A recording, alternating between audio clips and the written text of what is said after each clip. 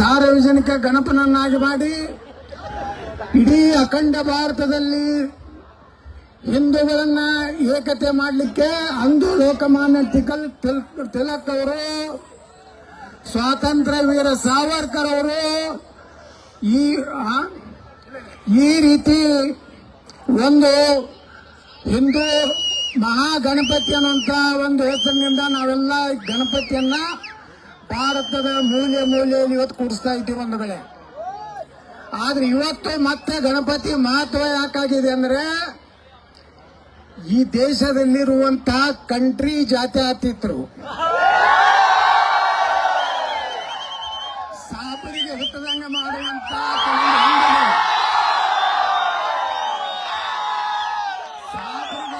ಸರ್ಕಾರಿಗೆ ತಿಳ್ಕೊಂಡಂತ ನಾವು ಕೆಲವು ನಾಯಕ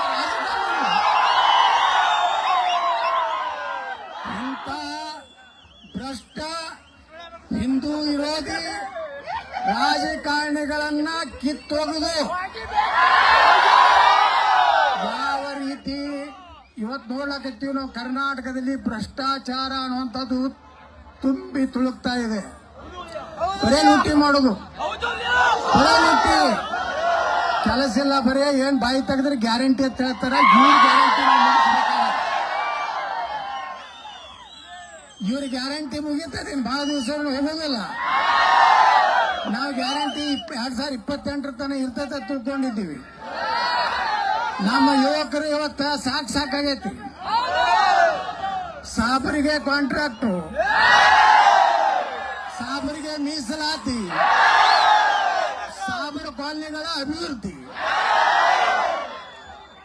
ನಿನ್ನೆ ಬೆಂಗಳೂರಿನಲ್ಲಿ ಸಾಬರ ಸಭೆಯಲ್ಲಿ ನಮ್ಮ ಮುಖ್ಯಮಂತ್ರಿಗಳು ಹೇಳ್ತಾರೆ, ಇಸ್ಲಾಂ ಅಂದರೆ ಶಾಂತಿ, ಪ್ರವಾದಿ ಅಂದರೆ ಶಾಂತಿ ದೂತ. ಸಿದ್ದರಾಮಣ್ಣ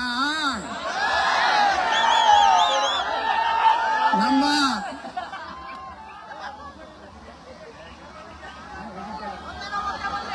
ನಿನ್ನೆ ಮದ್ದೂರಲ್ಲಿ ಕಲ್ಲು ಹೋಗದವ್ರು ಯಾರು? ಸಿದ್ದರಾಮಣ್ಣ. ಈದ್ ಮಿಲಾದಲ್ಲಿ ಪಾಕಿಸ್ತಾನ ಜೆಂಡಾ ಹಾರಿಸೋರು ಯಾವ ತಾಯಿಗಣ್ಣ ನನ್ನ ಮಕ್ಕಳು? ಸಿದ್ದರಾಮಣ್ಣ. ಪಾಕಿಸ್ತಾನ ಧ್ವಜ ಹಾರಿಸಿದ ಆ ಹಲ್ಕಟ್ ನನ್ನ ಮಕ್ಕಳು ಯಾರು? ಸಿದ್ದರಾಮಣ್ಣ. ಸಿದ್ದರಾಮಣ್ಣ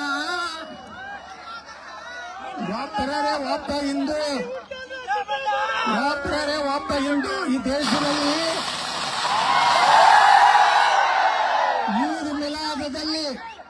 ಈದ್ ಮಿಲಾದ್ ಮುಸ್ಲಿಮರ ಪವಿತ್ರ ಒಂದು ಹಬ್ಬದಲ್ಲಿ ಒಬ್ಬ ಹಿಂದೂ ಕಲ್ಲು ಎಲ್ಲಾದ್ರೂ ಈ ದೇಶದಲ್ಲಿ ಒಗದಾನ ಬಂದ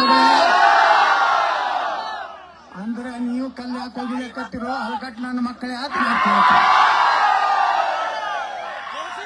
ಪಾಕಿಸ್ತಾನಕ್ಕೆ ಹುಟ್ಟಿದ್ರೆ ಪಾಕಿಸ್ತಾನಕ್ಕೆ ಹೋಗ್ರಿ. इस देश में रहना होगा, वंदे मातरम कहना होगा.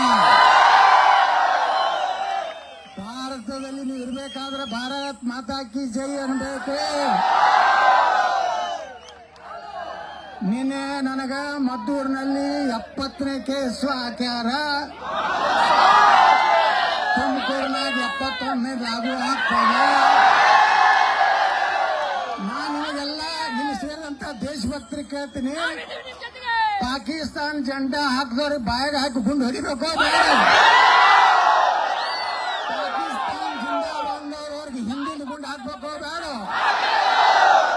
ಅಲ್ರೋ ಮಕ್ಕಳ, ಈ ದೇಶದ ಅನ್ನ ತಿಂತೀರಿ, ನೀರು ಕುಡಿತೀರಿ, ಗಾಳಿ ಸೇರಿಸ್ತೀರಿ.